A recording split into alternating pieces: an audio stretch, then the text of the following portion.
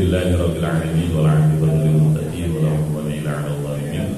Allahumma shalli wa sallim wa barik 'ala sayyidina wa maulana Muhammadin wa 'ala alihi wa ashabihi ajma'in, amma ba'du.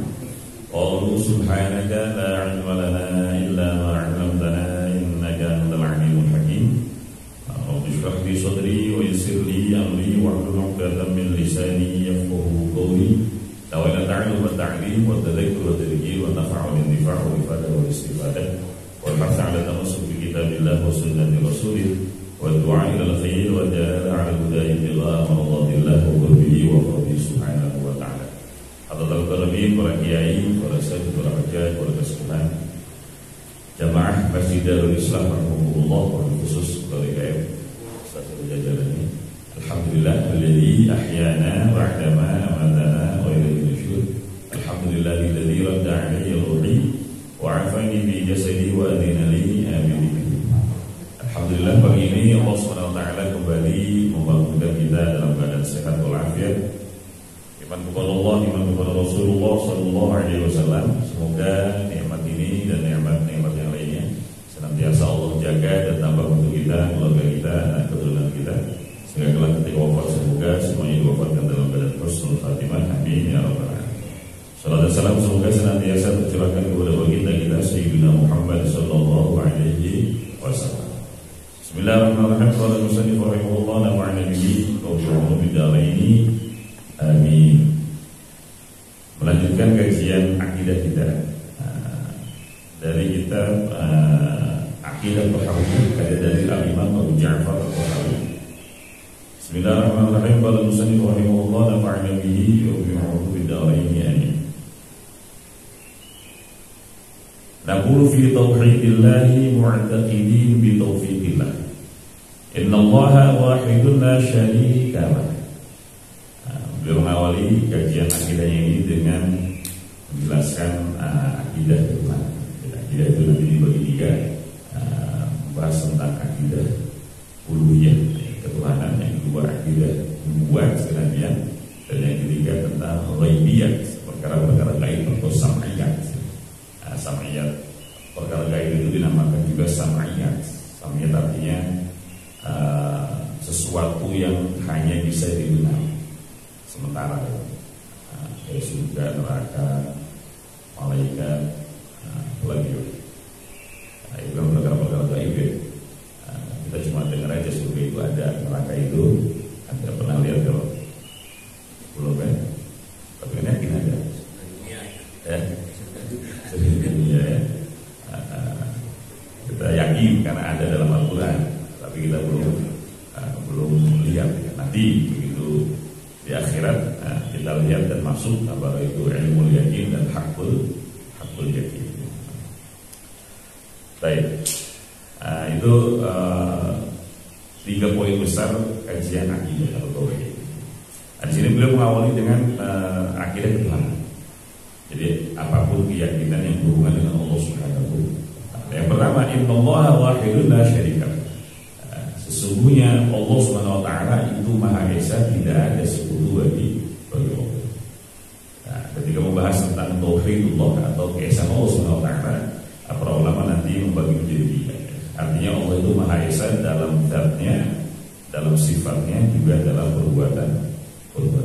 Jadi zat Allah itu esa, tunggal ya. Tidak ada zat apapun yang menyerupai zat Allah Subhanahu wa taala. Dan juga zat Allah itu tidak tersusun dari bagian sebagaimana zat kita. Kalau kita kan tersusun dari banyak bagian. Dulu SD belajar biologi, anatomi ya. Itu kan bagian-bagian itu zat kita tersusun dari bagian. Makanya kita dinamakan jismun, fisik ya.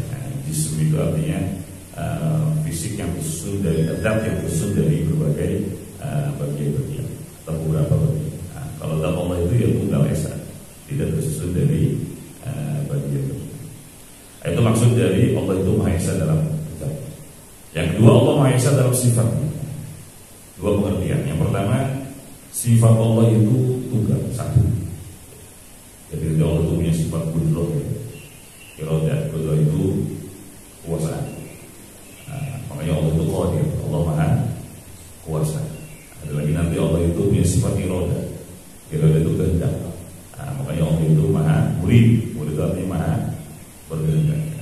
punya sifat ilmun, pengetahuan. Makanya Allah itu zat yang maha mengetahui, alim, ya, dan seterusnya. Nah, itu sifat-sifat Allah dari satu jenis itu hanya satu. Ya, jadi kudrah Allah itu satu, iradah Allah satu, ilmu Allah satu. Tapi dengan satu sifat itu Allah maha kudrah, misalkan dengan satu kudrah Allah bisa menciptakan alam semesta dan seterusnya. Itu maksud dari penjelasan pertama dari tauhidullah fi sifat. Allah itu maha esa dalam sifat. Penjelasan yang kedua, Allah itu maha esa dalam sifat, artinya adalah tidak ada sifat apapun atau siapapun yang menyerupai sifat Allah Subhanahu wa ta'ala. Makanya ayatnya jelas, laisa kamitslihi syai'un wa huwas sami'ul basir. Tidak ada sesuatu apapun yang menyerupai Allah Subhanahu wa ta'ala, dan Allah maha mendengar lagi maha. Artinya baik zat, sifat atau juga perbuatan. Sama tadi, maha esa dalam perbuatan, artinya tidak ada perbuatan apapun dan siapapun yang menyerupai perbuatan Allah Subhanahu wa ta'ala. Sehingga ayat tadi kata para ulama ini menjadi standar, menjadi patokan untuk memahami ayat-ayat yang lainnya yang masuk kategori ayat mutasyabihat atau hadis mutasyabihat. Jadi ketika kita memahami ayat-ayat mutasyabihat, maka ayat ini yang menjadi standar. Gak boleh menyelisihi atau bertentangan dengan ayat ini. Ayat yang tadi, laisa kamitslihi syai'un wa huwas sami'ul basir. Tidak ada sesuatu apapun yang serupa dengan Allah Subhanahu wa ta'ala. Makanya Allah dalam surah Al-Ikhlas berfirman, walam yakul lahu kufuwan ahad. Walam yakul lahu kufuwan ahad. Tidak ada yang setara, semisal, sama dengan Allah Subhanahu wa ta'ala. Nah, makanya dipertegas lagi di sini, innallaha wahidun la syarika. Sesungguhnya Allah itu maha esa, tidak ada sekutu bagi Allah. Yang kedua, wala syai'a mithluhu. Tidak ada sesuatu apapun yang menyerupai Allah Subhanahu wa ta'ala. Sehingga tidak boleh menyerupakan atau menyamakan, mentashbih Allah dengan apapun. Nanti ada satu kelompok yang suka menyamakan Allah dengan makhluk, sehingga mereka dikenal dengan musyabbihah. Kelompok musyabbihah itu yang menyamakan Allah dengan makhluk. Ini sesat. Jadi nggak boleh menyamakan Allah dengan makhluk. Karena ya beda gitu. Allah itu Khaliq, Allah itu sang pencipta, manusia makhluk. Yaitu yang diciptakan. Nggak mungkin kan sang pencipta sama dengan yang diciptakan. Wala syai'a yu'jizuhu. Dan tidak ada apapun yang bisa melemahkan Allah Subhanahu wa ta'ala. Ini isyarat bahwa Allah itu punya sifat qudrah. Ya, qudrah itu kekuasaan. Sehingga Allah, innallaha 'ala kulli syai'in qadir. Sehingga Allah itu maha kuasa atas segala sesuatu. Jadi saking kuasanya Allah, itu kalau Allah mau menciptakan apapun tinggal kun. Oh ya, nama amruhu idza arada syai'an ay yaqula lahu kun fayakun. Jadi Allah itu kalau mau menciptakan apapun, ya tinggal bilang kun, jadilah kamu, fayakun jadi. Jadi nggak ada proses kayak gitu. Ya, kalau kita kan mau bikin kopi juga berenang, tanam kopi dulu, buah dulu, buah dipanen, digiling segala macam, padahal cuma pengen dikit loh kopi. Ya, ada sih yang standar, jualan juga dibikin sama orang. Tetap ada proses, itu manusia mas. Itu kan berlaku untuk Allah Subhanahu wa ta'ala. Jadi Allah itu kalau mau menciptakan apapun tinggal kun fayakun. Ini ya, tidak ada yang bisa melemahkan Allah Subhanahu wa ta'ala, saking kuasanya Allah Subhanahu wa ta'ala. Wala ilaha ghairuhu. Dan tidak ada Tuhan selain Allah Subhanahu wa ta'ala. Tidak ada ya. Yang mengklaim mengaku banyak ya, tapi mereka bukan Tuhan. Makanya makna dari asyhadu an la ilaha illallah artinya la ma'budu bihaqqin fil wujudi illallah. Tidak ada Tuhan yang berhak disembah kecuali Allah Subhanahu. Jika ada yang disembah berarti itu tidak berhak, artinya ilegal. Dan sudah banyak yang mencari peruntungan menjadi Tuhan. Model Fir'aun, siapa lagi, Namrud ya, atau Ashabul Ukhdud. Itu mereka makhluk-makhluk atau orang-orang yang pernah ingin menjadi Tuhan tapi mestinya gagal. Ya, karena semuanya binasa, Firaun binasa, Namrud binasa dan seterusnya. Karena memang tidak ada Tuhan selain Allah Subhanahu wa taala. Karena logikanya tidak ada yang pernah mengklaim menciptakan alam semesta ini kecuali Allah Subhanahu wa taala. Dan syarat mutlak menjadi Tuhan itu ya artinya ya ketika ada yang ingin menjadi Tuhan, maka syaratnya dia harus bisa menciptakan. Dan itu cara Allah mengenalkan zat. Jadi Allah itu ketika mengenalkan zatnya kepada hambanya itu dengan kemampuan Allah menciptakan. Makanya di Al-Quran ada ayat yang bunyinya Bismillahirrahmanirrahim. Ya ayyuhan nasu u'budu rabbakumul ladzi khalaqakum wal ladzina min qablikum la'allakum tattaqun. Ini kan ketika Allah memerintahkan manusia untuk menyembah Allah Subhanahu wa taala. Artinya wahai manusia, wahai seluruh manusia, u'budu rabbakum, sembahlah oleh kalian Tuhan. Siapa Tuhan kalian? Alladzi khalaqakum. Yang telah menciptakan, walladzina min qablikum, dan yang telah menciptakan orang-orang sebelum kalian. La'allakum tattaqun, agar kalian menjadi orang yang bertakwa. Ini syarat mutlak. Jadi kalau ada yang pengen jadi Tuhan harus bisa menciptakan dulu. Sekarang kita tanya aja siapa yang menciptakan dia? Karena Firaun sendiri nggak pernah mengklaim sebagai pencipta. Jadi serampangan aja ngaku jadi Tuhan ya. Wa ana rabbukumul a'la, kata dia. Ya Al-Quran hikayat. Akulah Tuhan kalian yang maha tinggi. Tapi nggak pernah dia mengklaim menciptakan langit, bumi, atau apapun itu. Karena kalau dia pernah mengklaim menciptakan sesuatu, nanti ditanya siapa yang menciptakan Anda, siapa yang menciptakan Bapak. Karena Firaun kan lahir dari ibu dan bapak ya. Kalau dia Tuhan berarti tidak bisa mencipta maksudnya. Terus sebelum dia sampai mencipta, nggak bisa jawab itu. Makanya sini kata Allah, wala ilaha ghairuhu, tidak ada Tuhan selain Allah. Karena memang tidak ada yang pernah mengklaim menciptakan alam semesta ini kecuali Allah Subhanahu wa taala. Artinya kalau ada yang mau mencoba jadi Tuhan ya silakan aja Pak. Cuma syaratnya benar, harus bisa mencipta, dan tidak akan ada yang bisa kecuali Allah Subhanahu wa taala, sehingga muncullah klaim ketuhanan kecuali Allah Subhanahu wa taala. Itu cara mudah untuk membantah orang-orang yang suka mengaku itu.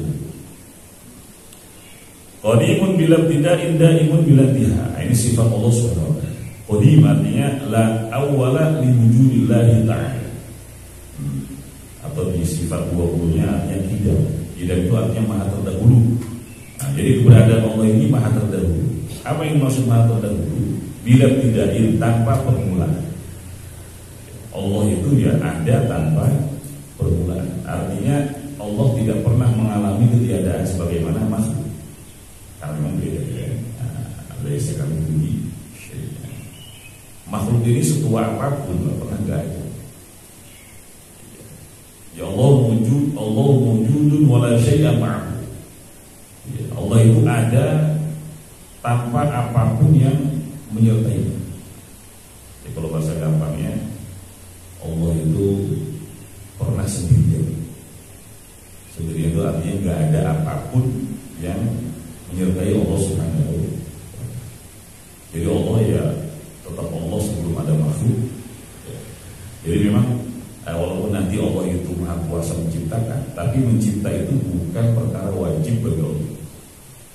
Makanya nanti kan ada sifat wajib, sifat mustahil, sifat jaiz bagi Allah. 41 contoh saja itu, bukan pembatasan. Sifat wajib 20, mustahil 20, dan jaiz 1. Nah di antara sifat jaiz bagi Allah adalah kullu fi'lu kulli mumkinin wa tarku, melakukan perkara yang boleh secara akal atau meninggalkan. Nah, di antara yang boleh adalah boleh di sini bukan boleh dalam fikih, artinya dilakukan, ditinggalkan sama aja, nggak ada pahala, nggak ada dosa. Nah, jadi yang namanya wajib, mustahil, jaiz ini akhlak secara logika. Kalau wajib itu kan akal kita mewajibkan ada sifat itu pada Allah, kayak wujud. Allah itu wajib ada. Nanti kebalikannya fana, mustahil. Allah itu mustahil logika kita nggak menerima kalau dikatakan Allah itu tidak ada, nggak menerima. Ya akal sehat. Kenapa? Karena buktinya ada, alam semesta ini ada. Dan alam semesta ini pasti ada yang menciptakan sehingga akal kita mewajibkan Allah itu. Nah nanti di pertengahannya, artinya antara wajib dan mustahil ada jaiz. Jaiz itu boleh saja Allah lakukan. Artinya baik dilakukan atau tidak dilakukan, Allah tetap menjadi Allah. Nah di antaranya adalah menciptakan. Nah, jadi menciptakan alam semesta ini boleh saja, jaiz saja bagi Allah, tidak wajib. Tidak wajib.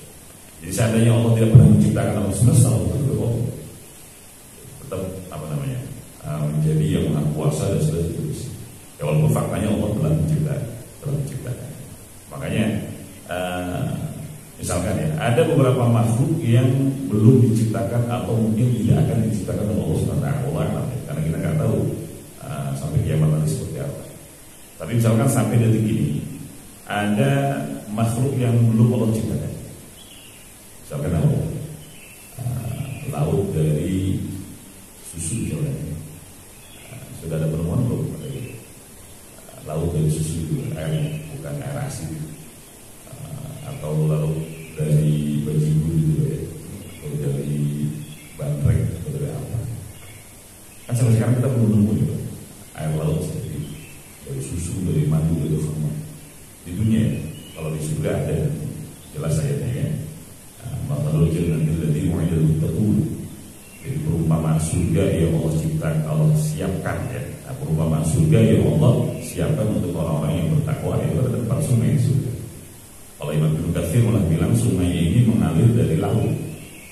Memang bahasa Al-Qur'annya sungai, ya, tapi ditafsirkan oleh beliau sebenarnya tidak cuma sungai yang ada di surga, lautannya juga ada. Nah, nanti sungai ini mengalir dari lautan tempat ya. Sungai dari madu, dari susu, dari khamar, ya, dan dari air yang tidak berubah rasa. Ada kan di situ. Tapi di dunia kan belum nemu gitu. Artinya ketika Allah tidak menciptakan sesuatu bukan berarti Allah itu tidak mampu. Tapi memang Allah tidak berkehendak untuk menciptakan itu. Itu tadi, karena memang bukan syarat menjadi Tuhan untuk menciptakan. Beda bisa dengan untuk itu. Allah bisa, tapi Allah nggak mau gitu. Artinya tidak berkehendak. Tapi Allah bisa sebenarnya. Yang menjadi syarat itu bisa. Sebagaimana ayat tadi. Ya ayyuhan nasu ubudu rabbakum alladzi khalaqakum. Jadi syarat dari Tuhan itu harus bisa menciptakan, tapi tidak harus menciptakan. Ya, tadi seandainya Allah nggak mau menciptakan nggak apa-apa, dan Allah tetap menjadi Allah. Tidak mencederai sifat atau keagungan Allah Subhanahu wa taala. Tadi intinya perbandingan antara dunia akhirat saja itu sudah beda. Tadi di dunia nggak ada sungai atau laut dari susu, madu, khamar dan seterusnya. Tapi di akhirat itu sudah.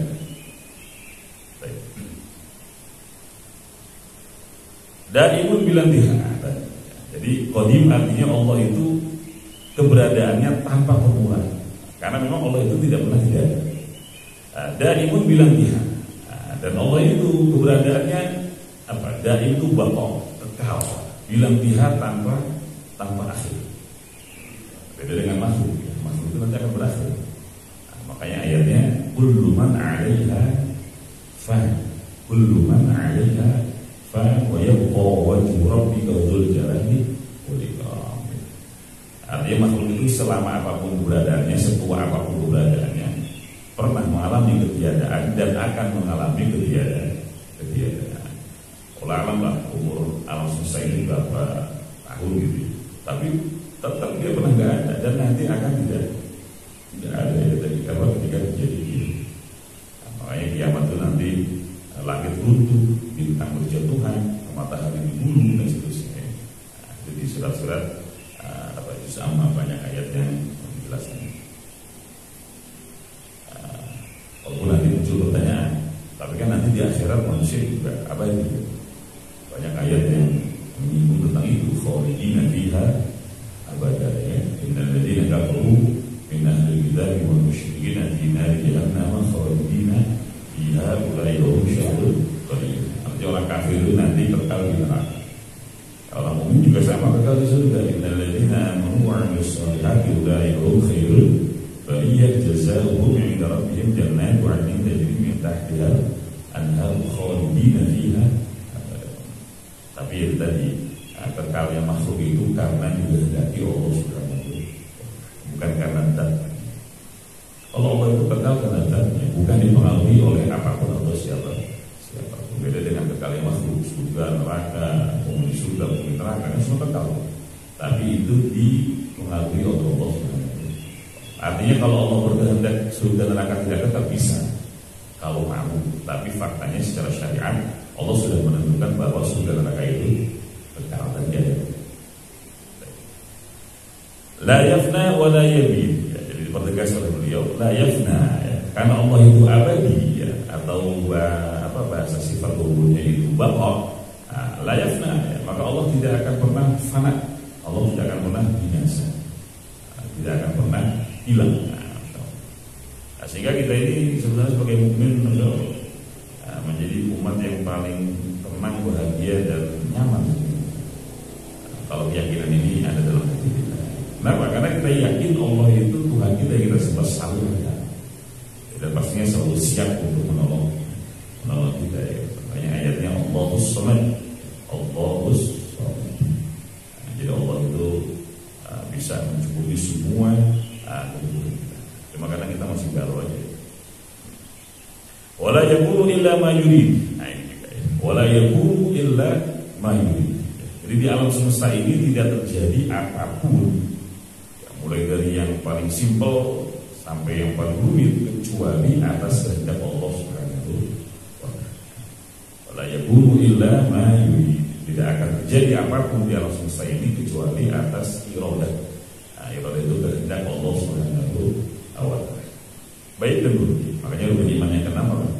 Al-imanu bil qada'i wal qadari khairihi wa syarrihi min Allah. Iman kepada qada dan qadar baik dan buruknya adalah dari Allah Subhanahu wa taala. Makanya nanti di Asmaul Husna itu kan ada Asmaul Husna itu nama-nama Allah. Walaupun kadang dipahami sebagai sifat Allah. Karena memang Allah seperti itu. Di antaranya adalah An-Nafi' wal Dhar. Jadi Allah itu zat yang maha memberi manfaat, itu An-Nafi'.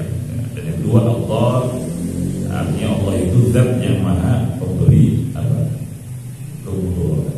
Allah itu ya kebalikan masalah atau kebalikan manfaat. Ada manfaat, ada mudarat. Jadi yang bisa memberikan manfaat atau mendatangkan mudarat kepada makhluk itu hanya Allah Subhanahu wa taala. Makanya dalam hadis sahih riwayat dari Abdullah bin Abbas atau Sayyidina Abdullah bin Abbas, ya, ketika beliau dinasihati oleh Rasulullah SAW, kata Rasulullah, wa'alam anna al-ummata law istama'at ala an yanfa'uka bi syai'in lam yanfa'uka bi syai'in illa ma qad kataballahu laka. Ini nasihat Rasulullah kepada Abdullah bin Abbas ketika diajari akidah, keyakinan. Ketahuilah olehmu ya Abdullah bin Abbas, sesungguhnya jika seluruh umat ijtama'at, berkoalisi, jin manusia semuanya kumpul sepakat untuk apa? Ala yanfa'uka bi syai'in, untuk mendatangkan kemanfaatan sesuatu kepada, ya, buat datangin apa gitu ya. Lam yanfa'uka, maka mereka tidak akan bisa melakukan itu kecuali apa yang sudah Allah takdirkan untuk sama kebalikannya. Walau istama'at ala ayyadurruka bi syai'in, seandainya umat ini, seluruh umat manusia dan jin dan seterusnya, malaikat tak tambah silakan, ya. Istama'at ala ayyadurruka, mereka bersepakat berkoalisi untuk mencelakakanmu. Lam yadurruka illa bi syai'in qad kataballahu 'alaika. Mereka tidak akan bisa mencelakakanmu, ya, mendatangkan mudarat, kecelakaan kepadamu, kecuali apa yang sudah Allah takdirkan atas. Kemudian hadis itu ditutup dengan rufi'atil aqlam wa jaffatis suhuf. Kata pena-pena itu sudah diangkat dan lembaran-lembaran telah kering. Ini menunjukkan kepada dua makhluk Allah yang ditugaskan untuk menulis dan menjadi tempat tulisan kolam. Jadi Allah itu ketika menakdirkan sesuatu, maka yang menulisnya itu adalah kolam, pena, ya. Kolam itu pena, mahrufat lah kita. Makanya dalam Quran ada ayat yang bunyinya nun wal qalami wa ma yasturun. Surat Nun atau kolam pena. Nun wal qalami, dan demi pena wa ma yasturun, dan apa yang dia tulis. Itu tulisnya di mana? Tulisnya di Lauhul Mahfuz ya. Lauh itu papan, Mahfuz itu yang terjaga. Karena terjaga dari akses makhluk ya, termasuk malaikat, kecuali yang diizinkan oleh Allah Subhanahu wa taala. Makanya dibilang mahfuz. Lauh itu papan, mahfuz terjaga. Nah, di sana di antaranya Allah Subhanahu wa taala memerintahkan kolam untuk menulis ketetapan Allah Subhanahu wa taala. Artinya apa? Pena itu sudah diangkat dan lembaran-lembarannya sudah kering. Nah, itu maksud dari ucapan Rasulullah, rufi'atil aqlam wa jaffatis suhuf. Artinya ketentuan ini tidak akan berubah, bahwa an-nafi' wad-dar wal-dhar, yang bisa mendatangkan manfaat atau mudarat hanya Allah Subhanahu wa taala. Hakikatnya ya, makhluk itu cuma menjadi wasilah apa yang menjadi ketetapan Allah Subhanahu wa taala. Jadi kalau mau minta manfaat atau menghindar dari mudarat, maka mintanya kepada Allah Subhanahu wa taala. Karena manusia nggak bisa apa-apa. Artinya tanpa kehendak Allah Subhanahu wa taala. Makanya api tidak membakar Nabi Ibrahim, apalagi perut ikan tidak membunuh Nabi Yunus, apalagi mujizat. Ya, yang kita kenal dengan mujizat. Api yang biasanya membakar, tapi Allah takdirkan tidak bisa membakar Nabi Ibrahim, bahkan dingin ya. Maka Allah berfirman, ya naru kuni bardaw wa salaman ala Ibrahim. Kata Allah, ya naru, wahai api, kuni jadilah kamu bardaw. Bardaw artinya dingin. Tapi sama Allah ditambahi lagi wa salaman, dingin dan selamat ala Ibrahim, atas Ibrahim. Kata para ulama ahli tafsir, seandainya Allah itu tidak menambahkan firman yang wassalam, cuma bardau saja atau cuma bardan saja, nah, itu Nabi Ibrahim bisa meninggal karena kedinginan, bisa meninggal karena kedinginan terbakar oleh api. Jadi api biasanya panas, jadi dingin. Makanya seperti ditambah bardau wassalaman, dingin dan selamat. Kadang-kadang dingin juga membahayakan, sepulkas juga bisa pingsan gitu. Nah, itu kuasa Allah SWT. Jadi sesuatu itu tidak bisa memberikan efek apapun kecuali atas izin Allah SWT. Ya, Rasulullah SAW bisa Isra Mi'raj lah ya. Kalau Isra masih mending, walaupun ini sudah membuat sebagian orang aneh, karena mereka hanya mengadakan logika saja, bukan iman. Apalagi ini Mi'raj itu tembus ke langit ke-7. Kan gak ada ceritanya Rasulullah pakai oksigen, pakai apa ya, peralatan astronom segala macam, nggak ada. Yang belum pakai ya baju yang belum pakai sehari-hari, pakai sendal, pakai baju segala macam, naik lagi. Bisa kuasa Allah. Nah ini maksud dari wala yakun illa ma yurid, apapun yang terjadi di alam semesta ini pasti atas kehendak Allah Subhanahu wa taala. Nah, ini kita santai aja, tenang aja, artinya nyaman gitu, karena yakin semua yang terjadi atas kehendak. Yang kedelapan, la tablughul awham wa la tudrikuhul afham. Nah ini artinya akidah itu, ketika kita membahas ilmu akidah, ilmu tauhid, ini ilmu yang membawa kita mengenal Allah melalui sifat-sifatnya.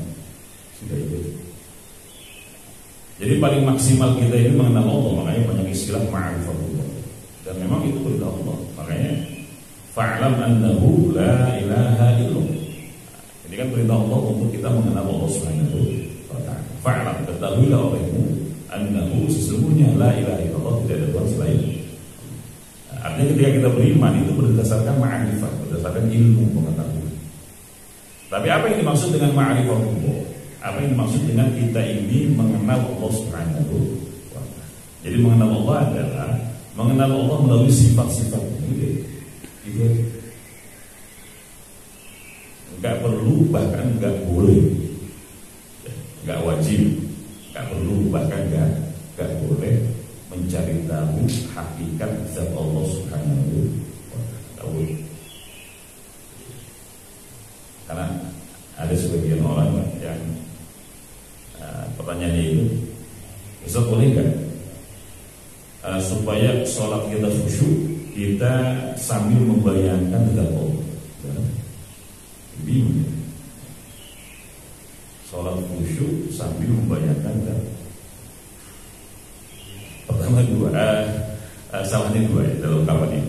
Pertama, itu menyimpang dari definisi kata khusyuk.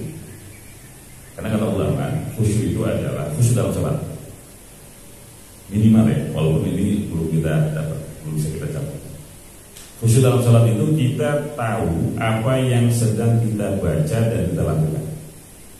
Artinya kita tahu, kita sadar nih kalau kita lagi berdiri, lagi baca Fatihah, dan kita tahu makna dari Fatihah. Tadabbur ya, tadabbur itu memahami makna yang kita baca.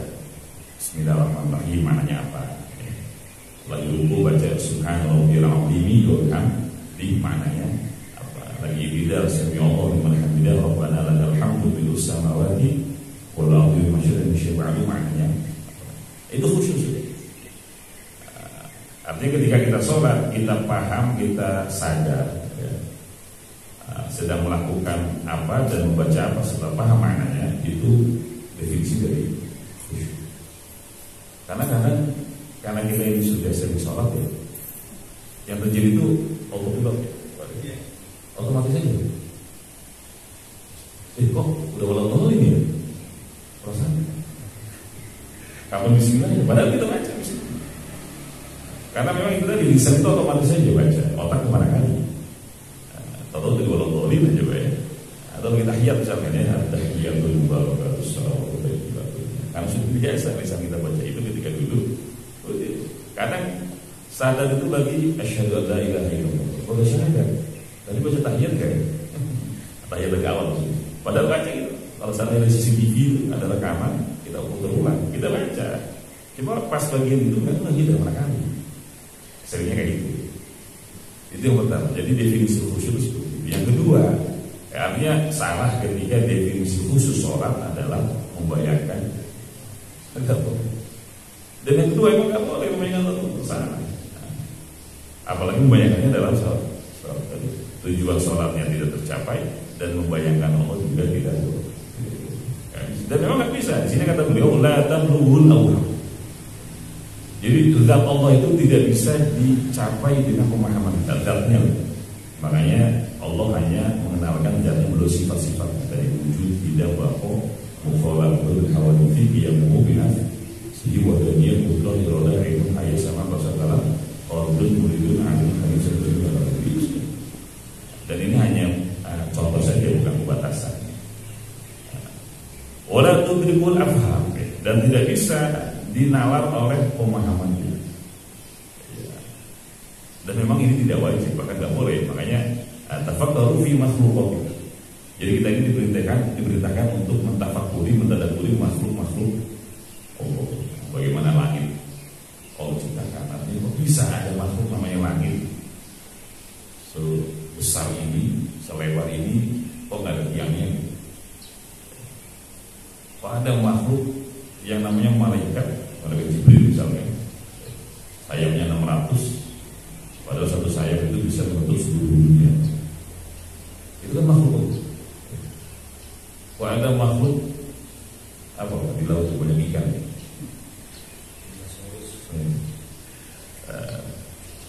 Ada ikan yang makannya aja, saya suka lihat di video Tolakona itu, ikan paus itu katanya makannya sehari 3 ton, 1 ekor. Sehari makannya 3 ton ikan. Alam teman saya. Tapi di video itu katanya gitu. Karena suka mikir ya, di laut itu ada berapa ekor ikan paus? Kalau seekornya 3 ton makannya, ada 10 juga berapa? Dan itu yang makan kan Allah. Dan itu yang menyiapkan makanan mereka Allah Subhanahu wa Ta'ala. Sehingga nanti dari proses tafakkur terhadap makhluk-makhluk Allah muncullah kesimpulan Subhanallah, Maha Suci Allah.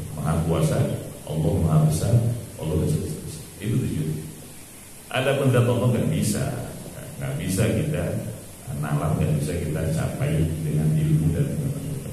Dan memang nggak boleh, makanya perangkatnya nggak disiapkan Allah. Nggak usah kita, malaikat aja nggak tahu. Nabi Rasul pun tidak tahu. Artinya mereka sama, artinya mengenal Allah melalui sifat. Sehingga kata para ulama, puncak dari keyakinan kita adalah, puncak dari pengetahuan kita tentang Allah adalah ketidaktahuan kita tentang Allah. Jadi ketika kita mengaku, merasa pasrah tunduk, ya Allah saya nggak tahu hakikat zatmu, itulah puncak dari ma'rifah, puncak dari pengetahuan kita tentang Allah Subhanahu wa ta'ala. Karena nanti ketika kita tidak mampu menalar zat Allah Subhanahu wa ta'ala, maka kita tidak akan berusaha menyamakan Allah dengan apapun, dengan makhluk. Kayaknya Allah kayak gini deh. Nah itu kan yang berusaha mencari tahu tuh. Nah, kalau kita pas sudah wallahu a'lam, ya dihakikati dan Allah lah yang maha tahu dengan hakikat dan dari situ kita terhindar dari menyamakan Allah dengan makhluk dan seterusnya. Makanya dianggap puncak dari ma'rifah atau mengenal Allah adalah ketidaktahuan kita tentang hakikat dan Allah. Maka itu tadi yang wajib kita ketahui ya sifat-sifat Allah sejatinya tidak. Silakan sebelum dilanjut mungkin ada atau dibagi ini.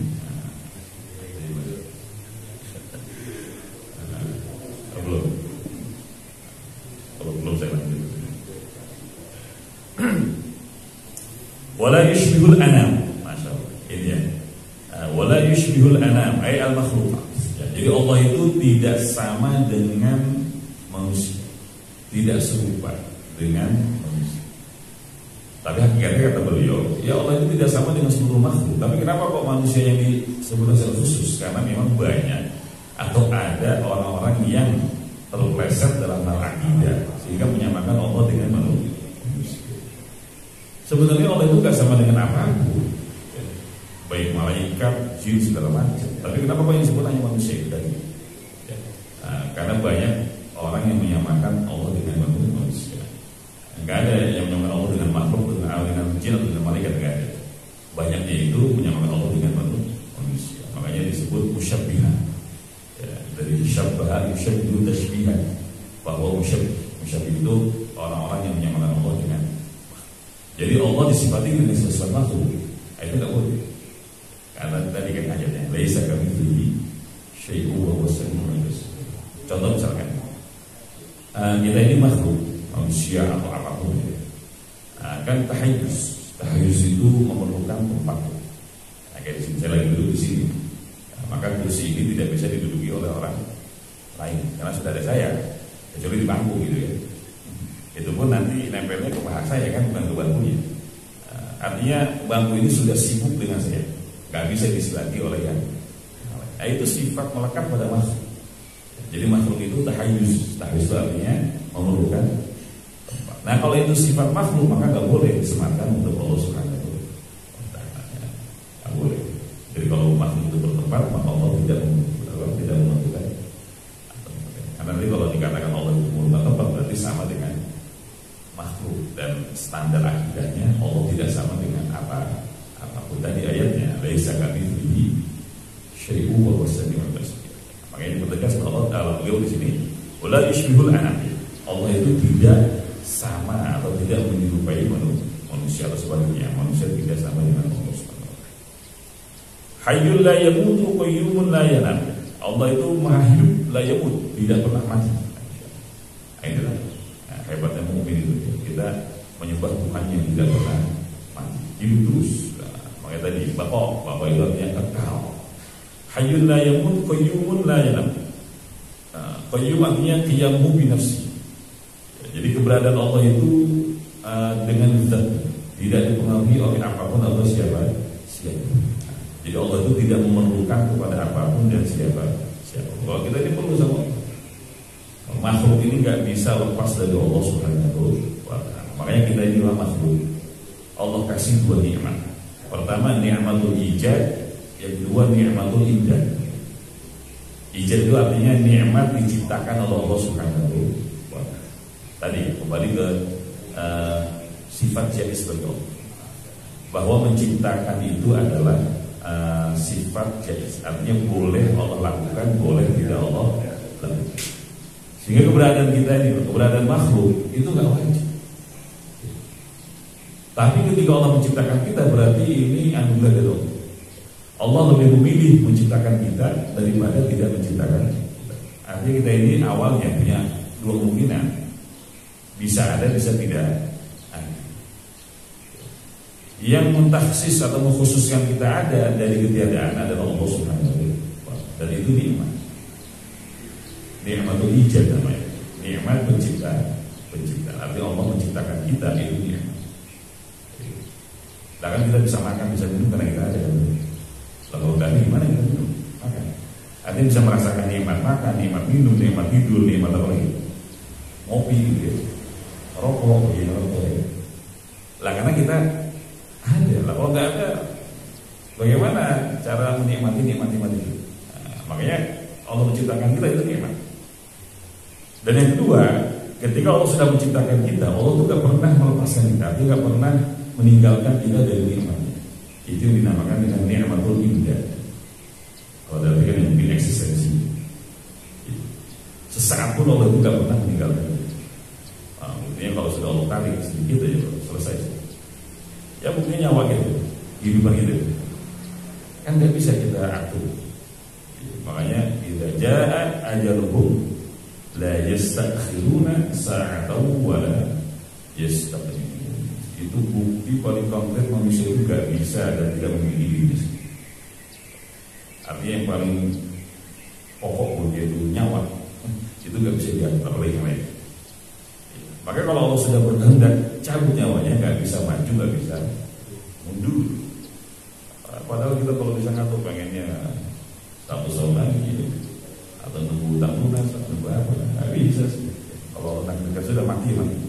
Dan yastakhiruna sa'atan wa la yastaqdimun. Gak bisa. Artinya itu imdad dari Allah. Itu eksistensi, nikmat eksistensi Allah berikan kepada kita. Terus dikasih semua. Walaupun nanti ada jatahnya. Kalau jatahnya habis ya sudah. Artinya manusia itu bahkan ketika masih 4 bulan dalam perut ibunya, itu sudah ditakdirkan, sudah ditetapkan rezeki. Di hadis sahih ya, di Arba'in Nawawi seperti. Jadi ketika janin itu 4 bulan di perut ibunya, ditiupkan ruh sambil dicatat rezeki. Sekarang APBN-nya jadi seperti ini ada anggaran rezeki. Jadi yang gak bakalan nanti kalau anggarannya belum habis. Kalau sudah mati sudah habis. Sehingga gak usah khawatir. Maka ini kabar gembira. Artinya dari sini kita husnudzon sama Allah ya. Ketika Allah ngasih rezekinya sedikit-sedikit dari sama kita, berarti Allah pengen kita panjang umur. Atau kalau dikasih sekaligus, kalau itu mampu, ya maka syukur aja kalau dikasihnya sedikit-sedikit sama Allah, bersyukur ya alhamdulillah. Ya. Malah kalau udah yakin nanti Allah dikit-dikit aja lah, ya biar agak lama gitu kan. Ya walaupun nggak tahu, yang Allah kasih banyak juga karena anggarannya banyak, ya tetap aja banyak umur gitu. Ini mah lagi menghibur diri aja loh, lagi menghibur diri kalau kita ini insya Allah ditakdirkan banyak umur gitu ya, karena kasih rezekinya dikit. Allah alam bisa. Silakan ada yang ditanya.